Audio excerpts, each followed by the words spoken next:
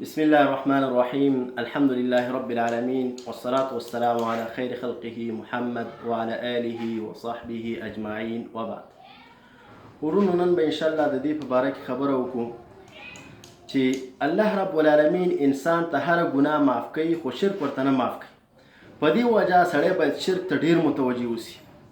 داسې نه چې په یو عمل کې انسان نه شرک وشي او دغه شرک په حالت کې دنیا نه لاړ شي او د دې نه توبه ونه باسي او الله رب العالمین بیا انسان ته شرک نه معاف کوي. د دې وجه نه الله رب العالمین وایي ان الله لا یغفر ان یشرک به ویغفر ما دون ذلك لمن یشاء. الله رب العالمین انسان ته شرک نه بخي او د دې نه ما سوا چې د الله رب العالمین چاته خوښه شي نور ګناهونه ورته معاف کوي. په دې وجه به انسان غایت کوشش کوي چې کوم اعمال کوي خپل عقیدې ته به ګوري. په دې وجه چې کله انسان عقیده برابره نه وي چې کله ته یو څوک ګوري چې قبر ته سجده کوي، یو څوک ګوري چې د پیرانو والا، یو څوک ګوري چې داسې اعمال کوي چې د الله سره پکې شریک جوړوي، نو هغه ته د نورو اعمالو ضرورت نشته چې ورته بیان وکړي، بلکې په دې باندې ورته دعوت کول پکار دي چې اول خپل عقیده په توحید باندې برابره کړي.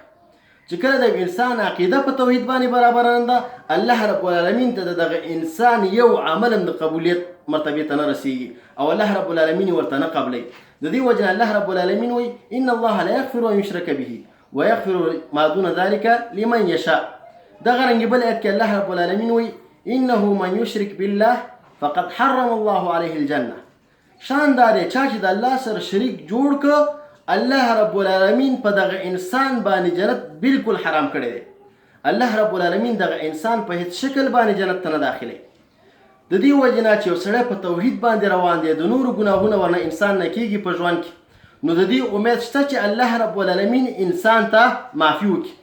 خاصتا چې کله انسان د خپلو ګناهونو سره الله رب العالمین ته توبه وباسي او د خپل عمل نه رجوع کوي.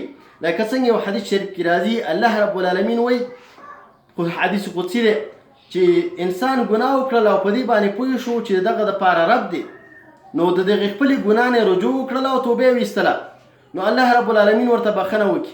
بیا دغه انسان ګناه وکړي، بیا په دې خپله ګناه باندې پښیمانه شي چې یا ربه ما دا ګناه وکړله، ما ته معافي وکړه، نو داسې راګرځي. الله رب العالمین د حدیث اخر کې وایي چې دغه انسان چې څه خوښه یې هغه دې وکړي زه ورته بخښنه کومه.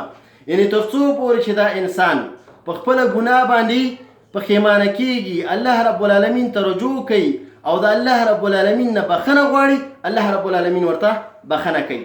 دغه رنګې ترمذي یو حدیث روایت کړی دی او حسن کړی دی. انس رضی الله عنه وایي چې ما د رسول الله صلی الله علیه وسلم نه واورېده چې رسول الله صلی الله علیه وسلم وایي چې الله رب العالمین وایي چې ای ابن آدمه که ته چېرته د ځمکه د ګناهونو نه ډکه کړي خو چې ما ته راشي په داسې حالت کې چې شرک دې راسره نه کړی، شریک دې راسره نه جوړ کړی، نو زه به درته همدومره مغفرت وکړم، همدومره مغفرت به درته وکړم. نو کله چې انسان په توحید باندې د دنیا نه ځي او توحید دغه خپل عقیده او خپل مسلک توحید ګرځولی دی، نو الله رب العالمین دغه انسان ته معافي کوي. نو ورونو دویم توحید چې انسان د دین نه نه وباسي خو په لوی ګناهونو کې راځي چې هغې ته وړوکی شرک وایي. رسول الله صلی الله علیه وسلم وی ان اخوف ما اخاف علیکم الشرک الاصغر. زه چې په تاسې باندې ډیر ویریږم هغه د وړوکي شرک، چې دغه وړوکی شرک دا تاسې نه واقع نشي. نو صحابه کرامو پوښتنه وکړله چې یا رسول الله دا وړوکی شرک څه؟ نبی علیه الصلاة والسلام ورته ویل چې ریا دا وړوکی شرک دی، ځان ښودنه یو عمل کې د خلکو د خو د صفتونو دپاره کې چې خلک زما صفت وکړي، خلک ووایي چې دا ډېر ښه سړی دی، دا ډېر سخي سړی دی، دا ډېر مونځګزاره سړی دی، دا ډېر ښه اعمال کوي. د دې دپاره اعمال کول هم د رسول الله صلی الله علیه وسلم و چې زه په دې باندې ډېر یېرېږم چې دې نه ځان وساتئ. نورونو انسان به کوشش کوي چې په دغه خپله عقیده کې شرک را نشي. په دې وجه نه بخاري روایت کړی دی، رسول الله صلی الله علیه وسلم وایي من مات وهو يدعو من دون الله ندا دخل النار.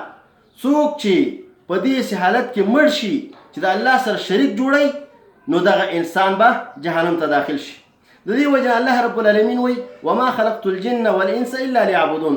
الله رب العالمین وایي ما جنات او انسانان نه دي پیدا کړي مګر چې زما عبادت وکړي.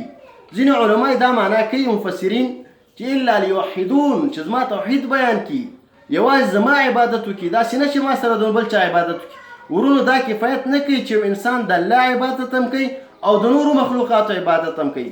یو سړی چې عبادت کوي یوازې د یو الله رب العالمین عبادت به کوي. ورونو الله رب العالمین دې موږ تاسو توفیق راکړي چې ټول په توحید باندې برابر شو او الله رب العالمین دې اخره خاتمه ښه کړي. واخر دعوانا ان الحمد لله رب العالمین.